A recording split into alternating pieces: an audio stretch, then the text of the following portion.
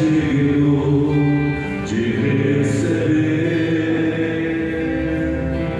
a honra e a glória, a força e o poder ao Rei eterno, imortal, invisível, mas real. A Ele ministramos o louvor, ao único que é digno, ao único que é digno de receber a honra e a glória, a força e o poder ao Rei eterno,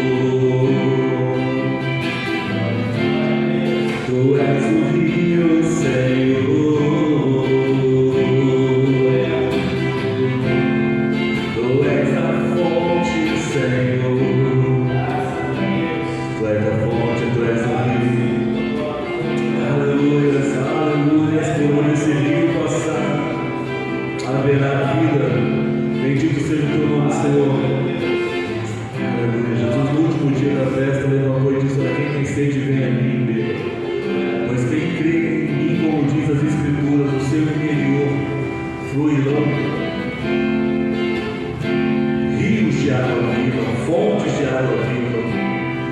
E é isso que Ele quer fazer com a gente, cada um de nós, tornar a nossa experiência tão inesquecível como um rio que jorra da toda a eternidade. Amém? Meus irmãos, nós vamos continuar aqui. Eu queria convidar você a pegar a sua Bíblia mais uma vez e abri-la em Jeremias, capítulo de número 29.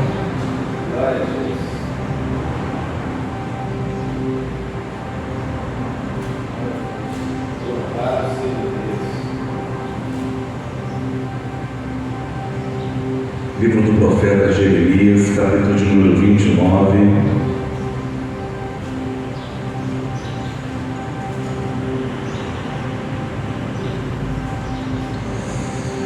Esse é um dos profetas mais emblemáticos na palavra de Deus, pois pregou por décadas, pelo menos 4 décadas, este homem pregou e ninguém se converteu.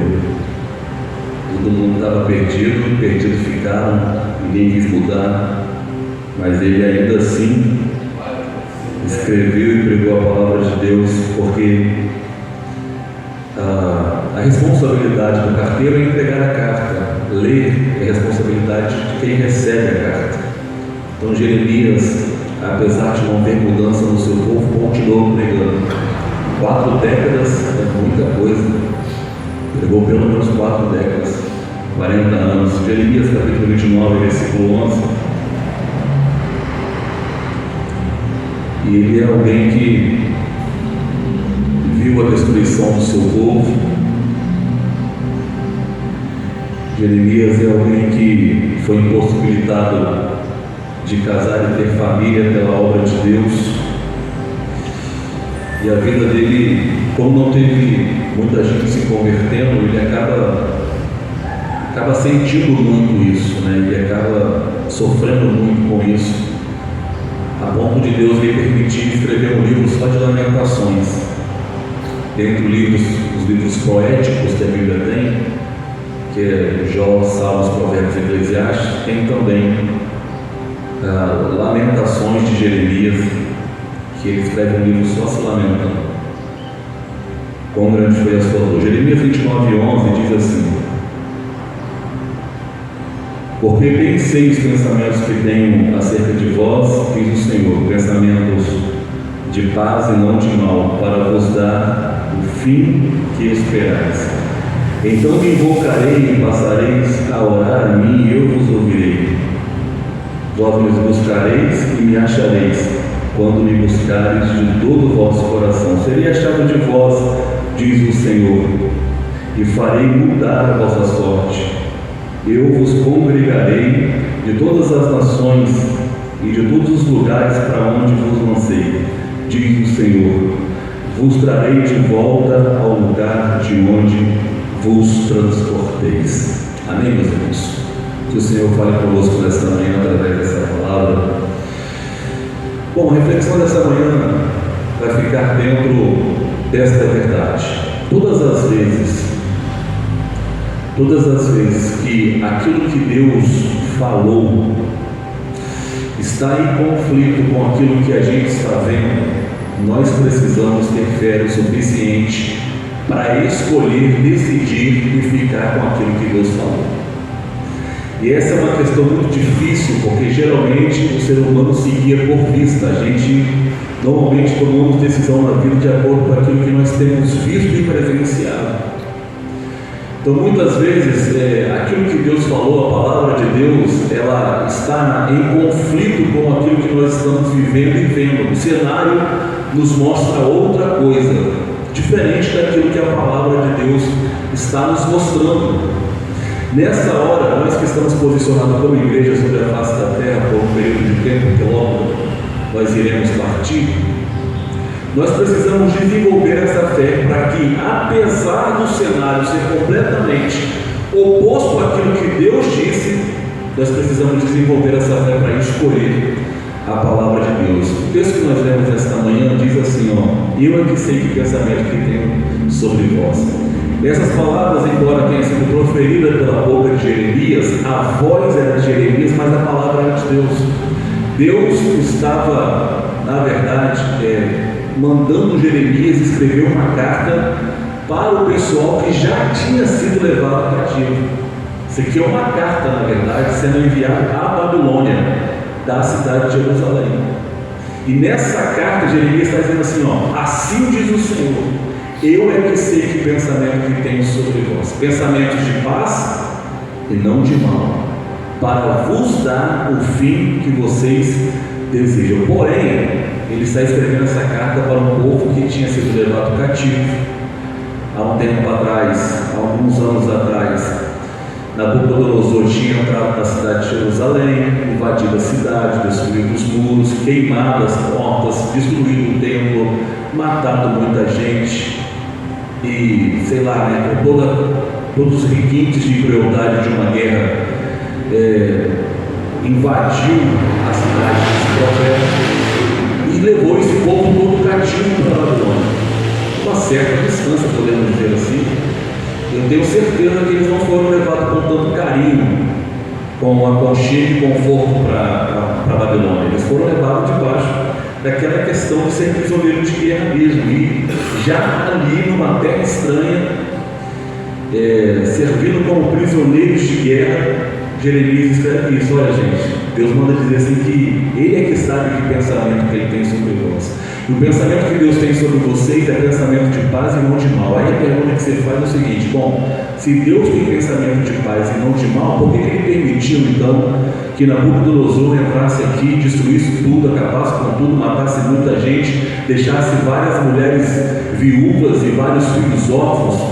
Se Deus tem pensamento de paz e não de mal, para vos dar o fim que desejais, o que a gente está fazendo nessa Babilônia então? Percebe? Tem um conflito entre o cenário e aquilo que Deus está dizendo. É nesta hora que o povo precisa ter fé e ficar com a palavra de Deus, porque por várias vezes vai acontecer a mesma coisa com a gente. Por várias vezes o cenário vai mostrar diferente, Geraldo, daquilo que a palavra de Deus está dizendo. Por exemplo, em Mateus 16, Jesus disse uma palavra muito forte, que os portões do inferno não prevaleceriam contra a igreja. Quando ele reúne os discípulos, ele diz: esta é a minha igreja, sobre esta pedra edificarei a minha igreja, e as portas ou os portões do inferno não prevalecerão contra a igreja, contra a minha igreja, disse Jesus. Isso é uma palavra de Deus liberada sobre a igreja. Então a gente caminha debaixo dessa palavra. As portas do inferno não podem prevalecer contra a gente. Porém, a impressão muitas vezes que a gente tem é que o inferno está prevalecendo. Às vezes a situação está tão complicada, tão adversa, tão problematizada, que a gente olha e fala assim: não é possível, gente. O que está acontecendo? A gente tem a impressão de que aquela palavra de Mateus 16 está em conflito com o cenário que nós estamos vivendo, e a impressão é que as portas do inferno estão sim prevalecendo. Mas todas as vezes que a vida nos apresentar este quadro, nós precisamos, como igreja, escolher a poderosa palavra de Deus, pois ela está dizendo: as portas do inferno não prevalecerão contra nós. Você entendeu uma outra palavra? A Bíblia diz assim, que em Romanos 8, que nós não somos vencedores, nós somos mais do que vencedores por aquele que nos amou. Só que tem muitas vezes que a gente pensa: cara, eu não estou ganhando essa guerra, eu não estou sendo um vencedor aqui. A palavra de Deus diz que nós, como igreja, somos mais do que vencedores em Cristo Jesus, que nos amou. Mas aqui está parecendo que eu sou um derrotado. Há um conflito entre o que Deus está falando e o cenário que eu estou vendo, porque por muitas vezes a vida nos mostra essa cena: você está sendo derrotado, você está perdendo. Essa guerra você não vai levar, essa situação você não vai vencer. Aqui está complicado para você. Cadê o seu Deus? Cadê aquela palavra de Romanos 8 que diz que você é mais do que vencedor? A despeito de como está o cenário, eu e você precisamos escolher a palavra de Deus, e isso é fé. Mas normalmente nós decidimos pela lógica, decidimos pela emoção, e muitas vezes até pelo intelecto, pela razão.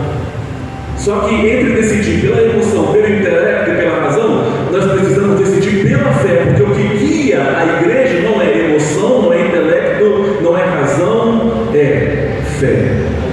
Paulo disse: nós não nos guiamos por isso, nós nos guiamos pela fé, nós nos movemos pela fé, nós decidimos pela fé. Só que 80% das nossas decisões são tomadas emocionalmente. De acordo com aquilo que a gente sente, a gente decide. Se a gente está com raiva, a gente decide uma coisa. Se a gente está em paz, a gente decide outra. Se a gente está alegre, a gente decide uma coisa. Se a gente está triste, a gente decide outra. Até as motivações para que a gente possa estar junto na casa do Senhor, louvando a Ele, adorando a Ele, são decididas com base nas nossas emoções. Tem muita gente que, dependendo de como está a emoção, não vai a tempo adorar a Deus. Não se reúne com os irmãos em qualquer outro lugar para adorar a Deus, porque estão desmotivados. Porque talvez a luta esteja muito grande e isso está desmotivando ele, as suas emoções estão abaladas. Então ele diz: quer saber? Hoje eu não vou. Hoje, amanhã, antes de ontem, e a gente vai desanimando até não ir nunca mais. Por isso que é importante a gente não decidir com base nas emoções. Tem uma outra coisa também que a gente decide a vida, que é com base no instinto de sobrevivência. Quando os comandos que chegam para nós você precisa sobreviver. Então, você tem 3 comandos. Ou você luta contra aquilo que está acontecendo, ou você foge daquilo que está acontecendo, ou você fica paralisado. Esse é o mais primitivo das nossas decisões. Ou você luta contra, ou você foge, ou você paralisa. Exemplo, vou dar um exemplo bobo aqui. Você está andando na rua e de repente parece uma cobra. O que você faz? Você paralisa, você chuta ela, ou você sai correndo de perto dela. Esses são os instintos básicos de sobrevivência. Isso nos ajuda a decidir a vida também. Mas apesar disso estar em nós, apesar das emoções estarem em nós, apesar da razão estar em nós precisamos decidir uma escala acima daquilo que está em nós, que é a fé. É aqui que entra a fé. Acima do instinto de sobrevivência, acima das emoções e acima do intelecto. Porque muitas vezes nós somos roubados pela nossa capacidade e habilidade de pensar. E a nossa razão diz assim: o mais correto é você fazer isso, o mais certo é você fazer isso. Se você for por este caminho, vai ser melhor. O cenário está te mostrando isso, mas a palavra de Deus está te dizendo outra coisa. Então o que nós precisamos? Precisamos de fé. Porque sem fé, meus irmãos, como diz a carta aos Romanos, a carta aos Hebreus 11:6, é impossível agradar a Deus. Pois todos que se aproximam de Deus, como nós estamos fazendo aqui nesta manhã, precisam crer que Ele existe e que Ele é recompensador daqueles que estão buscando a Ele. Isso é fé. Porque fé é você vai acreditar em alguém que você não está vendo, que é Deus. Então fé é para escolher a palavra de Deus. Jeremias, que carta é essa que você está mandando para nós aqui? Nós estamos em cativeiro, nós estamos na Babilônia, nós estamos longe de casa, nós somos prisioneiros de guerra, e tu está dizendo que o Senhor tem pensamento de paz para nós? Que esses pensamentos são bons e não de mal, e não de guerra, para dar o fim que nós desejamos? Há um conflito, Jeremias. Porém, se nós escolhermos a palavra de Deus, Ele vai ele vai se mostrar achado de nós. O que Ele diz a seguir? Buscar-me-eis e me achareis, quando me buscareis de todo o vosso coração. Ele está dizendo assim: eu sou a sua melhor resposta quando o cenário te diz ao contrário da minha voz. Se você me buscar, você me acha. E se você achar Deus, não tem como você escolher outra coisa a não ser a palavra de Deus. Então o que eu queria dizer para vocês, meus irmãos, aqui nesta manhã é: todas as vezes que o cenário mostrar-se diferente daquilo que Deus tem dito para nós precisamos escolher a palavra de Deus. Pode ser em qualquer área da sua vida. Pense, qualquer área da sua vida. Pode ser na saúde, pode ser nos seus relacionamentos, pode ser na vida profissional, pode ser na sociedade, com os amigos, ou dentro de casa com a família. Muitas vezes o cenário está contrário a nós, mas é aqui que a gente dizer: Deus, a gente deve dizer: Deus, o cenário está me dizendo o contrário do que o Senhor me falou, mas apesar de tudo, eu vou ficar contigo, eu vou escolher a tua palavra, eu não vou dar as costas para o Senhor, eu não vou diminuir a minha intensidade na obra e no reino do Senhor, só porque essa situação se levantou. Eu vou permanecer ao teu lado até o fim, até que o Senhor venha, em nome de Jesus. Amém, meus irmãos? Nós vamos orar, vamos pedir a Deus a bênção do Senhor. Vamos ficar em pé. Pastor Nivaldo, fazendo essa palavra de oração para nós, por favor, em nome de Jesus. Você pode aplaudir o Senhor bem forte?